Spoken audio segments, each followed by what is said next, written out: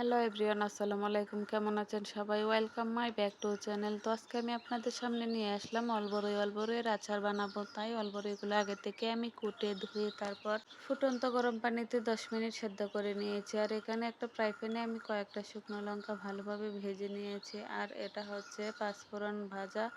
পাঁচফোড়নগুলো আমি ভেজে নিলাম। এখন একটা কড়াই বসিয়ে দিলাম। কড়াইয়ে কিছুটা পরিমাণ মতো সরষের তেল দিয়ে দিলাম। সরষের তেলটা ভালোভাবে গরম হলে তারপর এতে দিয়ে দেব 2-3টা তেজপাতা এবং 2টা এলাচ এবং 2টা দারচিনি। এলাচ এবং দারচিনি হয়ে গেলে তারপর এতে আমি অ্যাড করে দেব সেদ্ধ করে রাখা অল বড়ইগুলো আমি তেলের মধ্যে দিয়ে দিলাম। এখন ভালোভাবে নেড়ে ছেড়ে অল বড়ইগুলোকে ভাজা ভাজা করে নেব। এতে আচারের টেস্ট বাড়বে। আর এটাই হচ্ছে এখন অল বড়ইয়ের সিজন। অল বড়ই কিন্তু সারা বছর পাওয়া যায় না, খুবই কম পাওয়া যায় এবং অল বড়ইয়ের সিজন খুব বেশি দীর্ঘ সময় ধরে থাকে না। যারা অল বড়ইয়ের আচার পছন্দ করেন তারা এইভাবে আচার বানিয়ে অবশ্যই সংরক্ষণ করে সারা বছর রাখতে পারেন। আর এতে আমি দিয়ে দিলাম অল্প পরিমাণ সিরকা এবং কিছুটা রসুন কুচি ভাজা। আপনারা চাইলে রসুন কুচি ভাজা দিতেও পারেন, নাও দিতে পারেন। এটা হচ্ছে আমার প্রাইভেট পলিসি।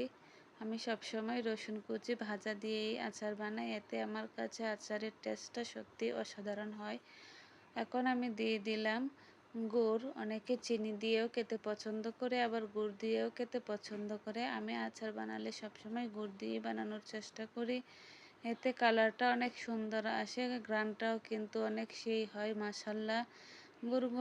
গুড়গুলো গলে একদম টইটম্বর হয়ে গিয়েছে, দেখতেই পাচ্ছেন। আমার কড়াইটা ভরে গিয়েছে আর তল দিয়ে জাল হচ্ছে বলেই উপরে বলক উঠছে। আস্তে আস্তে ঘন হচ্ছে আচারটা। পরে একটা সময় দেখা যাবে আচারটা অনেক আঠালো ভাব চলে আসবে। আচারটা আঠালো আঠালো একটা ভাব চলে এসেছে, কিন্তু গরম বলে আমি টাচ করতে পারছি না। আর পাঁচফোড়নটা আমি শিলপাটায় বেটে গুঁড়ো করে রেখেছিলাম, পাঁচফোড়ন আর শুকনো লঙ্কা।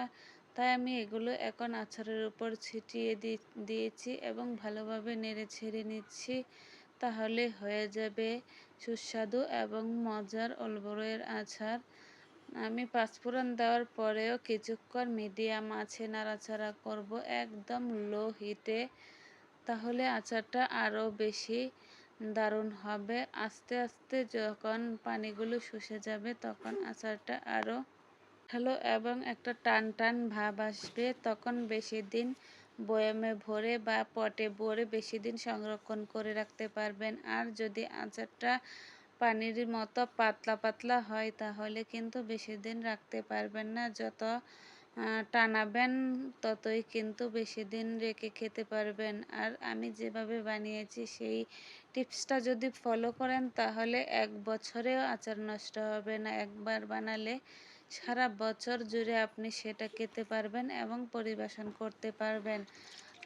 আমার ভিডিওটি যদি আপনাদের কাছে ভালো লাগে তাহলে অবশ্যই লাইক কমেন্ট করে সাথে থাকবেন এবং একটি শেয়ার করতে ভুলবেন না। সবাই ভালো থাকবেন, সুস্থ থাকবেন। ধন্যবাদ সবাইকে। আসসালামু